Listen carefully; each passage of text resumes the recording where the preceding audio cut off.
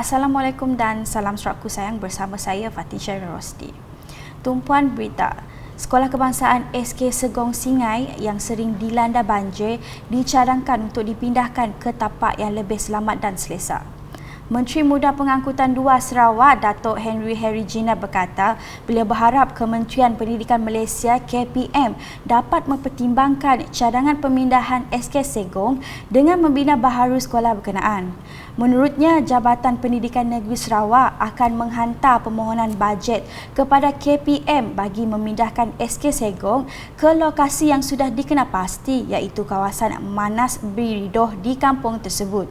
Bercakap ketika ditemui media selepas mengadakan lawatan ke tapak baharu bagi memindahkan SK Segong pada Khamis, beliau yang juga ahli Dewan Undangan Negeri Tasik Biru menambah antara faktor lain sekolah tersebut perlu dipindahkan kerana struktur sekolah berkenaan yang agak daif. Tambahnya, difahamkan sekurang-kurangnya 12 ekar keluasan tanah diperlukan bagi menempatkan sekolah baharu tersebut kelak. Sementara kata beliau, pembinaan jalan Upper Bypass yang sedang dilaksanakan juga akan memudahkan lagi akses ke kawasan sekolah berkenaan.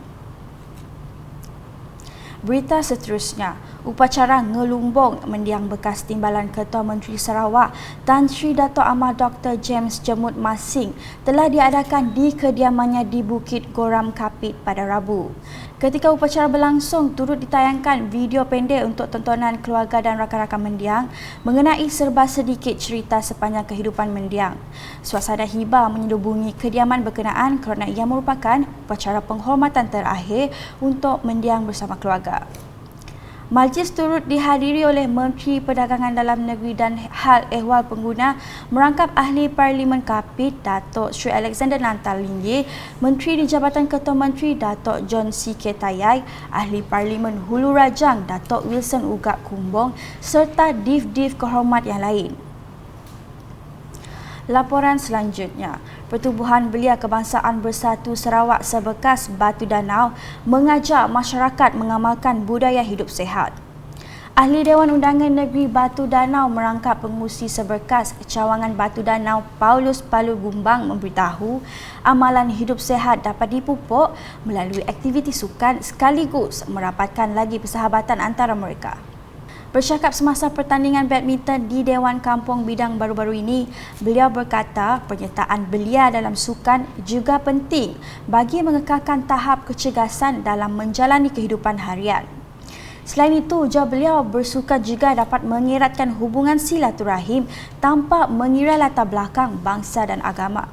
Untuk rekod, pertandingan badminton itu mendapat sambutan yang menggalakkan dengan penyertaan 40 regu lelaki dan 17 regu wanita. Di Kuching pula, Biro Pendidikan Maksa Wanita Negeri Sarawak telah menganjurkan majlis bacaan Yasin, Tahlil dan Tazkirah bertempat di Surau Bangunan Baru Dewan Undangan Negeri pada Khamis.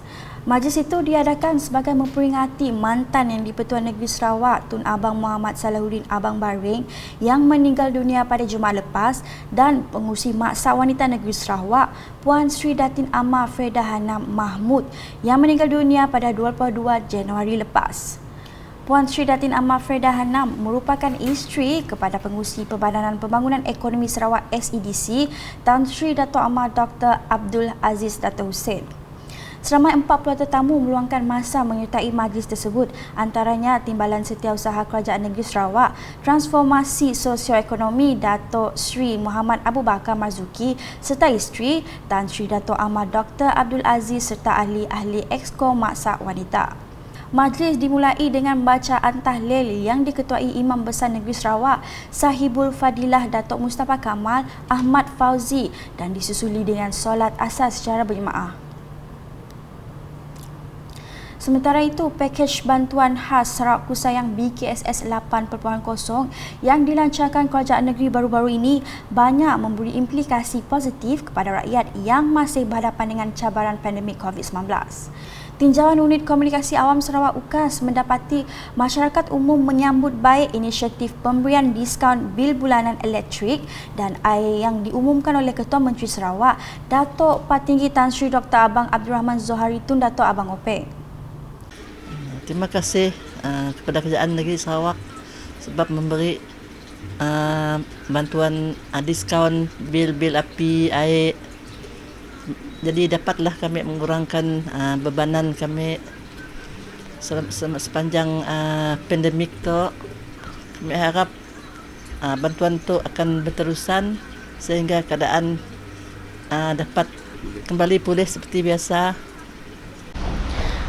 Terima kasih kepada Kerajaan Sarawak sebab dengan bantuan yang iaitu BKSS 8.0 yang dapat membantu pengusaha-pengusaha Sarawak untuk memajukan balik untuk bangkit semula perniagaan kami orang seperti bantu dalam segi elektrik dan air.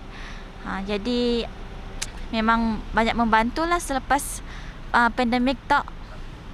Turut senada seorang pembantu pengusaha kedai produk pengeluaran produk makanan Sarawak yang menarik nafas lega di atas usaha Kerajaan Sarawak melancarkan BKSS 8.0. Okey, sebelum COVID, ramailah sebab timenya pelancong banyak datang dari seluruh Malaysia, dari luar negeri. Waktu ya kuih nang banyak di luar tu. Sebab permintaannya banyak. Membantu juga lah. Banyak membantu dalam sebab penggunaan elektrik tu. Kami orang banyak guna freezer, mesin. Yang nak boleh tahan juga lah penggunaan karannya. Bila ada diskonnya dapat membantu juga lah. Macam peniaga kami orang situ. Beralih ke laporan harian COVID-19 dengan Sarawak mencatatkan sebanyak 20 kes positif COVID-19 pada Khamis sekaligus meningkatkan jumlah kumulatifnya kepada 252,881 kes. Jawatan Kuasa Pengurusan Bencana Negeri Sarawak JPBNS dalam kenyataan medianya memberitahu daripada jumlah itu 15 kes dalam kategori 1 dan 5 kes dalam kategori 2. Kes-kes baru dikesan di 4 daerah iaitu Kuching dengan 13 kes, Sibu pula 3 kes, Miri dan Semahan masing-masing 2 kes.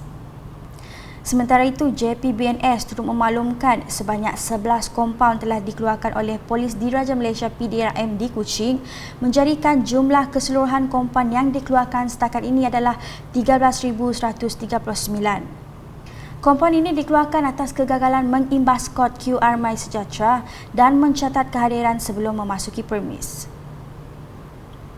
Sekian edisi tengah hari bersama saya Fatin Syahirah Rosdi. Berita lebih lanjut boleh didapati di semua platform media sosial UKAS termasuk portal ukas.sarawak.gov.my dan UKAS Channel di YouTube. Jangan leka dan terus patuh SOP, lindungi diri, lindungi semua. Salam UKAS. Cegah COVID-19, elakkan 3C, amalkan 3W norma baharu di tempat kerja. Penularan wabak COVID-19 yang melanda negara kita dan seluruh dunia telah merubah kehidupan kita dari kebiasaan lama kepada norma baharu. Bagi mencegah dan mengawal penularan COVID-19 di tempat kerja, langkah-langkah bagi mengelakkan 3C dan mengamalkan 3W adalah penting untuk memutus rantaian COVID-19. Ingat, perjuangan melawan COVID-19 masih belum tamat. Elakkan 3C, iaitu crowded places, tempat sesak, seperti berada di ruang perhimpunan semasa roll call dan semasa makan di kantin. Confined spaces, tempat tertutup, seperti pantry, surau, ruang rehat, lift dan bilik persalinan. Tingkatkan aliran udara dengan membuka tingkap di tempat tertutup.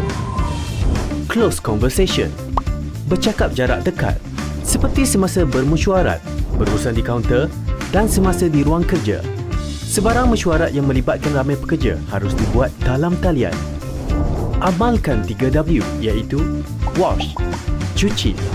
Mengamalkan kebersihan diri dengan kerap cuci tangan dengan air dan sabun atau guna hand sanitizer. Sediakan hand sanitizer di pintu masuk dan lain-lain tempat strategik di tempat kerja. Wear, pakai. Individu yang bergejala pernafasan, batuk atau selsema dan pekerja yang selalu berurusan dengan orang ramai seperti di kaunter perkhidmatan hendaklah memakai penutup mulut dan hidung. Warn, beri amaran. Polisi tidak bersalaman. Kita boleh terus bertegur sapa dan memberi salam kepada rakan sekerja dengan meletakkan tangan kanan di dada kiri dan tunduk sedikit sebagai tanda hormat. Amalkan etika batuk dan bersin. Lakukan disinfeksi di tempat yang kerap disentuh dan digunakan. Lakukan pemeriksaan suhu badan dan gejala pernafasan di semua pintu masuk tempat kerja. Mereka yang demam atau bergejala tidak dibenarkan memasuki bangunan tempat kerja dan diarahkan mendapatkan rawatan dengan segera dan kekal berada di rumah sehingga sembuh. Bagi mengelakkan 3C dan mengamalkan 3W adalah menjadi tanggungjawab pihak pengurusan. Peka dengan maklumat dan polisi terkini yang dikeluarkan oleh kerajaan dan segera memaklumkan kepada pekerja. Sentiasa amalkan penjarakan sosial sekurang-kurangnya 1 meter dari pekerja lain dan mengamalkan tahap kebersihan yang tinggi. Melakukan saringan kesihatan dan tingkatkan tahap kebersihan pengendali makanan. Pekerja dinasihatkan supaya tidak berkongsi makanan dan peralatan makanan. Menjadualkan giliran bekerja supaya bilangan minimum sahaja yang hadir manakala pekerja lain boleh bekerja dari rumah. Menilai risiko perjalanan pekerja yang berurusan di luar pejabat dan elakkan perjalanan yang tidak perlu. Membantu pekerja yang mengalami panik atau resah akibat COVID-19 untuk mendapatkan perkhidmatan sokongan psikososial.